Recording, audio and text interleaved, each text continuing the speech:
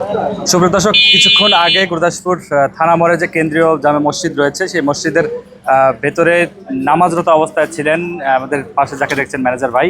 তিনি নামাজরত অবস্থায় থাকাকালীন মুসল্লিরা যখন নামাজ পড়ছিলেন ঠিক সেই মুহূর্তে যে বাইক চোরের যে চক্র, সেই চক্রটি যে এখানে বাইক রাখা ছিল ডিসকভার, সেই ডিসকভার গাড়িটি কিন্তু এখান থেকে সুকৌশলে চুরি করে নিয়ে যায় এবং এই আশপাশে সিসি ক্যামেরা রয়েছে। আমরা প্রশাসনের যারা আছেন তাদেরকে দৃষ্টি আকর্ষণ করবো যে সিসি ক্যামেরা অনুসন্ধান করে যারা এই চোর চক্রের সদস্য আছেন এবং গাড়িটি যে চুরি করেছেন তাকে যেন আইনের আওতায় আনা হয়। আমরা একটু কথা বলবো। আপনার গাড়ির নম্বর কত?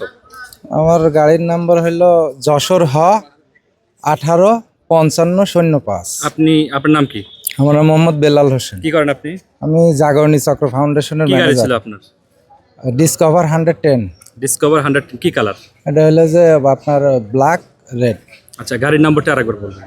গাড়ির নাম্বার যশোর 185505। যশোর 185505 যে গাড়ি নম্বরটি আছে। কিছুক্ষণ আগেই কিন্তু এই গাড়িটি সুকৌশল এখান থেকে মসজিদের সামনে থেকে অর্থাৎ মসজিদের ভেতর থেকে চুরি হয়েছে। নম্বর প্লেট পরিবর্তন করতে চায় বা দেখতে পান তাহলে কিন্তু আপনারা তাকে মানে শনাক্ত করে আটক করে গুরদাসপুর থানা পুলিশকে খবর দেবেন।